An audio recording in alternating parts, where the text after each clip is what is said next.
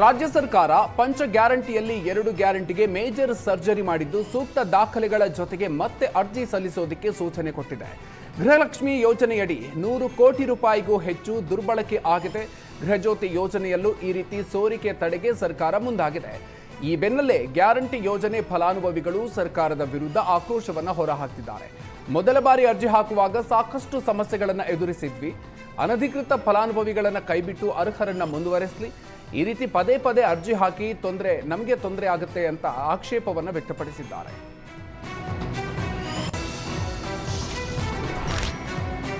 ಗೃಹಲಕ್ಷ್ಮಿ ಗೃಹಜ್ಯೋತಿ ಯೋಜನೆ ಪರಿಷ್ಕರಣೆಯ ಬಗ್ಗೆ CM DK Shivakumar ಸ್ಪಷ್ಟನೆ ಕೊಟ್ಟಿದ್ದಾರೆ.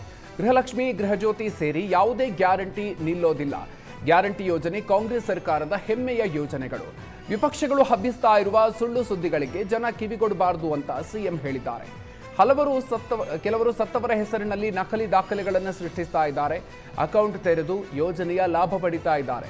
ಫಲಾನುಭವಿಗಳ ದೃಢೀಕರಣಕ್ಕಾಗಿ ಹೊಸ ಅರ್ಜಿಯನ್ನು ಸಲ್ಲಿಸೋದಕ್ಕೆ ಸೂಚನೆ ಕೊಡಲಾಗಿದೆ. ಹೆಸರು, ವಿಳಾಸ, ಅಕೌಂಟ್ ನಂಬರ್ ಖಚಿತಪಡಿಸಿಕೊಳ್ಬೇಕು. ಮತ್ತೆ ಅರ್ಜಿ ಸಲ್ಲಿಸೋದಕ್ಕೆ ಹೇಳಲಾಗಿದೆ ಹೊರತು ಗ್ಯಾರಂಟಿ ನಿಲ್ಲಿಸೋದಕ್ಕೆ ಅಲ್ಲ. ಎಲ್ಲ ಗ್ಯಾರಂಟಿಗಳು 100ಕ್ಕೆ 100ರಷ್ಟು ಮುಂದುವರಿಯುತ್ತೆ ಅಂತ ಸ್ಪಷ್ಟನೆ ಕೊಟ್ಟಿದ್ದಾರೆ.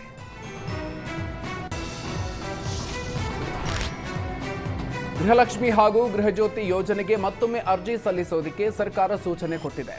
ಡಿಕೆಶಿ ಸರ್ಕಾರದ ನಿರ್ಧಾರಕ್ಕೆ ಬಿಜೆಪಿ ನಾಯಕರು ಕಿಡಿಕಾರಿದ್ದಾರೆ. ಅಧಿಕಾರಕ್ಕೆ ಬರುವ ಹಪಾಹಪಿಗೆ ಗ್ಯಾರಂಟಿ ಘೋಷಣೆ ಮಾಡಿದ್ರು. ಪರಿಷ್ಕರಣೆ ನೆಪದಲ್ಲಿ ಕತ್ತರಿ ಹಾಕೋದು ಸರಿಯಲ್ಲ ಅಂತ ಬಿಜೆಪಿ ರಾಜ್ಯಾಧ್ಯಕ್ಷ ವಿಜಯೇಂದ್ರ ಆಕ್ರೋಶವನ್ನು ವ್ಯಕ್ತಪಡಿಸಿದ್ದಾರೆ. ಜೊತೆಗೆ ಸರ್ಕಾರದ ವಿರುದ್ಧ ಕಿಡಿಕಾರಿದ ವಿಜಯೇಂದ್ರ, ಸಚಿವರಾಗಲು 2 ಮಾನದಂಡ, ಒಂದು ಮ್ಯಾನೇಜ್ಮೆಂಟ್ ಕೋಟಾ, ಇನ್ನೊಂದು ಪೇಮೆಂಟ್ ಕೋಟಾ ಅಂತ ಲೇವಡಿ ಮಾಡಿದ್ದಾರೆ.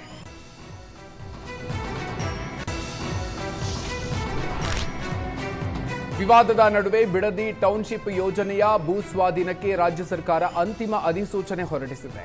ಸರ್ಕಾರದ ವಿರುದ್ಧ ಕೇಂದ್ರ ಸಚಿವ ಕುಮಾರಸ್ವಾಮಿ ಗುಡುಗಿದ್ದಾರೆ. ಬಿಡದಿ ಟೌನ್ಶಿಪ್ ನಾಡಿನ ಹಿತಾಸಕ್ತಿಗಿಂತ ರಿಯಲ್ ಎಸ್ಟೇಟ್ಗಾಗಿ ಇಟ್ಟಿರುವ ಕಾರ್ಯಕ್ರಮ.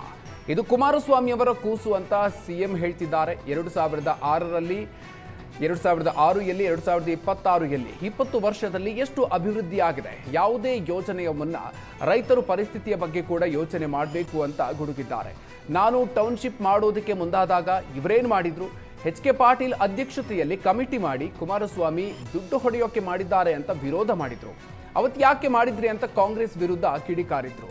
ಕಾನೂನಿನಲ್ಲಿ ಏನು ಹೋರಾಟ ಮಾಡಬೇಕು ಮಾಡಿ ರೈತರಿಗೆ ನ್ಯಾಯ ಕೊಡಿಸ್ತೀವಿ ಅಂತ ರೈತರಿಗೆ ಎಚ್.ಡಿ. ಕುಮಾರಸ್ವಾಮಿ ಅವರು ಭರವಸೆ ನೀಡಿದ್ದಾರೆ. ಬಿಡದಿ ಟೌನ್ಶಿಪ್ ನಿರ್ಮಾಣ ಕೈಬಿಡುವಂತೆ ಜೆಡಿಎಸ್ ಆಗ್ರಹಿಸಿದ್ದು, ಟೌನ್ಶಿಪ್ ತಡೆ ಹಿಡಿಯುವಂತೆ ಆಗ್ರಹಿಸಿ ರಾಹುಲ್ ಗಾಂಧಿಗೆ ನಿಖಿಲ್ ಕುಮಾರಸ್ವಾಮಿ ಮನವಿಯನ್ನು ಮಾಡಿದ್ದಾರೆ. ಜೂನ್ 12ಕ್ಕೆ ರಾಜ್ಯ ಸರ್ಕಾರ ಭೂಸ್ವಾಧೀನ ಅಧಿಸೂಚನೆ ಹೊರಡಿಸಿತ್ತು. ಬಿಡದಿ ಟೌನ್ಶಿಪ್ ವಿಚಾರದಲ್ಲಿ ತುರ್ತು ಹಸ್ತಕ್ಷೇಪ ಮಾಡುವಂತೆ ರಾಹುಲ್ ಗಾಂಧಿಗೆ ಮನವಿ ಮಾಡಿದ್ದಾರೆ.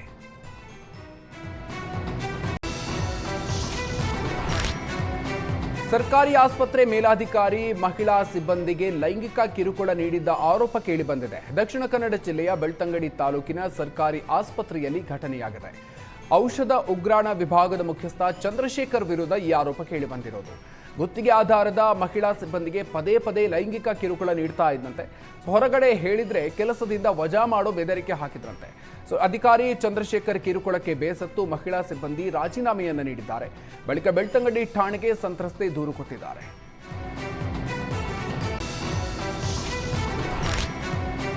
ಆಂಟಿಯರನ್ನೇ ಟಾರ್ಗೆಟ್ ಮಾಡಿ ವ್ಯಕ್ತಿ ವಂಚನೆ ಮಾಡ್ತಾ ಇದ್ದ ಪ್ರಕರಣ ಹಾಸನದಲ್ಲಿ ಬೆಳಕಿಗೆ ಬಂದಿದೆ. ತುಮಕೂರು ಮೂಲದ ಹೇಮಂತ್ ಹಲವು ಮಹಿಳೆಯರಿಗೆ ವಂಚನೆ ಮಾಡಿದ್ದು ಬಯಲಾಗಿದೆ.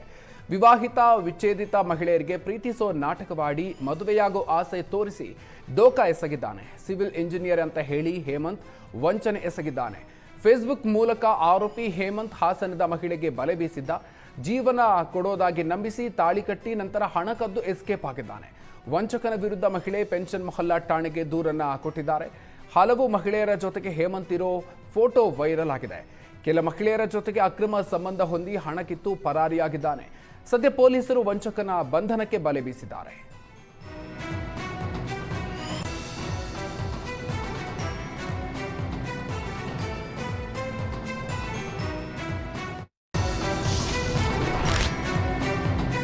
ವಿಕಾಸಶೀಲ್ ಇನ್ಸಾನ್ ಪಾರ್ಟಿಯ ರಾಷ್ಟ್ರೀಯ ಸಂಸ್ಥಾಪಕ ಹಾಗೂ ಬಿಹಾರದ ಮಾಜಿ ಸಚಿವ ಮುಕೇಶ್ ಸಾಹ್ನಿ ಬಂಧಿಸಲಾಗಿತ್ತು. ಉತ್ತರ ಪ್ರದೇಶದಲ್ಲಿ ನಡೆದ ಕಮಲೇಶ್ ಬಿಡ್ ಎನ್ಕೌಂಟರ್ ಖಂಡಿಸಿ ವಿಐಪಿ ಕರ್ನಾಟಕ ಘಟಕ ತೀವ್ರ ಆಕ್ರೋಶವನ್ನು ವ್ಯಕ್ತಪಡಿಸಿದೆ.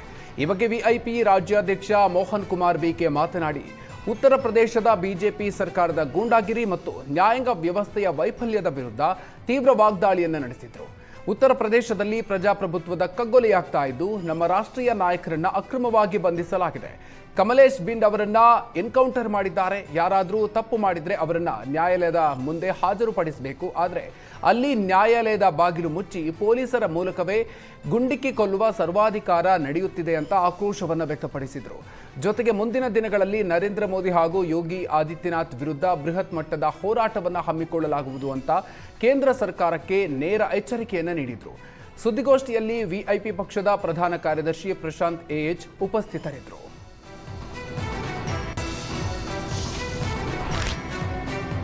ವರದಕ್ಷಿಣೆ ಕೇಸ್ ಆರೋಪಿಯ ಬಂಧನಕ್ಕೆ ತೆರಳಿದ್ದ ಎಚ್ಎಎಲ್ ಪೊಲೀಸರು ಆರೋಪಿ ಬಳಿ ಹಣಕ್ಕೆ ಬೇಡಿಕೆ ಇಟ್ಟು ರಾಜಸ್ಥಾನದ ಎಸಿಬಿ ಕೈಯಲ್ಲಿ ತಗಲಾಕೊಂಡಿದ್ದಾರೆ. ಪಿಎಸ್ಐ ಅನಿತಾ, ಹೆಡ್ ಕಾನ್ಸ್ಟೇಬಲ್ ಉಳುವಪ್ಪ, ಪೇದೆ ಯತೀಶ್ ಲಾಕ್ ಆಗಿದ್ದಾರೆ. ಶುಕ್ರವಾರ ಆರೋಪಿ ಬಂಧನಕ್ಕೆ ರಾಜಸ್ಥಾನಕ್ಕೆ ತೆರಳಿದ್ರು.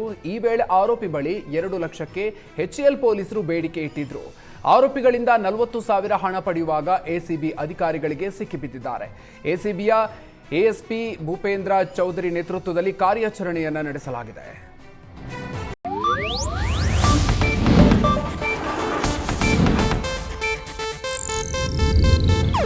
ಇದು ಏಷ್ಯಾನೆಟ್ ನ್ಯೂಸ್ ನೆಟ್ವರ್ಕ್ ಪ್ರಸ್ತುತಿ.